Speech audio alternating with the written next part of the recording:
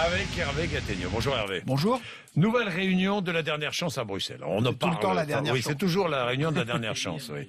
Bon, enfin, je pense que là, peut-être qu'il va y avoir une solution. Votre parti pris est clair ce matin. Aider les Grecs, c'est nous aider nous-mêmes. Pourquoi dites-vous cela? Il y a beaucoup de raisons de redouter une faillite grecque aujourd'hui, des raisons politiques, des raisons économiques, des raisons symboliques même. La plus concrète de toutes les raisons, c'est que avec les prêts directs de la France à la Grèce, plus la part française des aides européennes à la Grèce, la créance de la France sur la Grèce dépasse aujourd'hui 68 milliards d'euros. Si la Grèce fait défaut, ça veut dire que cette somme énorme sera à la charge des contribuables français. Pour mémoire, le déficit public de la France, c'est 84 milliards d'euros. Mécaniquement, si ça arrive, ça va faire gonfler notre dette. Du coup, les taux d'intérêt vont augmenter. Et les taux d'intérêt, comme vous savez, en ce moment, c'est le meilleur atout de l'économie française, qui n'en a pas beaucoup. Tout ça montre quoi? Tout ça montre qu'il faut aider les Grecs, pas forcément par noblesse, mais en tout cas par intérêt. Est-ce qu'une sortie de la Grèce de la zone euro ne permettrait pas au moins de préserver la monnaie européenne? Mais c'est possible, c'est la théorie de la branche pourrie. Vous savez, il vaut mieux couper la branche pourrie pour essayer de sauver l'arbre. Oui. Seulement, on peut pas être sûr du résultat. En revanche, on connaît les conséquences financières immédiates, j'en ai parlé, et c'est là que s'ajoutent les effets politiques. S'il n'y a pas d'accord et que la Grèce sort de l'euro, ce sera un précédent dévastateur. Ce sera la preuve que la solidarité ne joue plus entre les Européens, alors que la solidarité est au fondement de l'idée de l'Europe, et ce sera un appel d'air formidable pour les anti-européens qui sont de plus en plus nombreux.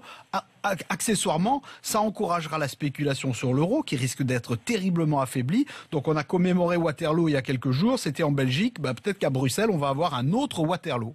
Mais est-ce que ça ne serait pas immoral que la Grèce soit renflouée une fois de plus, alors que ce sont les Grecs qui sont responsables de cette situation? Oui, c'est vrai, d'une certaine façon, vous avez raison, sauf que il n'est plus vraiment temps de faire la morale.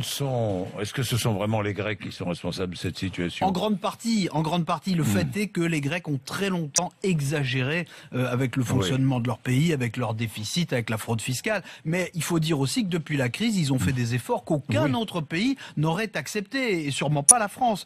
Aujourd'hui, tout le monde reconnaît, même le FMI, que l'austérité que la Grèce a subie était folle et qu'elle a eu un effet négatif sur le pays. Le déficit s'est en partie résorbé, mais il n'y a plus d'industrie, il y a quasiment plus de services. Donc il faut le dire, dans le traitement de choc qui a été imposé à la Grèce, il y avait une forme de sanction, une forme de châtiment. Disons que les Grecs ont payé pour leurs erreurs.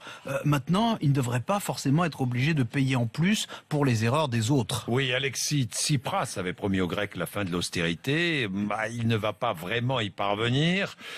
Quoi qu'il arrive maintenant aujourd'hui, la Grèce devra faire encore des réformes. C'est un échec pour lui ou pas? Vous savez, si la Grèce doit sortir de l'euro, c'est un échec pour tout le monde, pas seulement pour Tsipras. Si elle reste, ce ne sera une victoire pour personne, parce que ça voudra dire qu'il y aura eu des concessions des deux côtés. Ce qui est vrai, c'est que Tsipras a été moins fort qu'il ne le croyait, et que le vote des Grecs n'a pas suffi à convaincre les Européens. C'est normal, il faut rappeler que dans beaucoup de pays, notamment en Allemagne, mais pas seulement, les plans d'aide à la Grèce, ils sont soumis au Parlement. Donc ça, c'est un procédé aussi démocratique, au moins aussi démocratique que les élections à Athènes. Donc il suffit pas que les Grecs votent pour que toute l'Europe s'aligne derrière eux. La vraie leçon de tout ça, c'est que les Grecs ne peuvent pas s'en sortir seuls, et aujourd'hui ils l'ont compris, mais que les Européens n'ont pas intérêt non plus à laisser tomber la Grèce, et il faudrait qu'ils le comprennent. On évoque parfois la solution d'une Europe à deux vitesses. Pour l'instant, en Europe, il n'y a pas de vitesse du tout, parce qu'on n'avance pas, et c'est le surplace.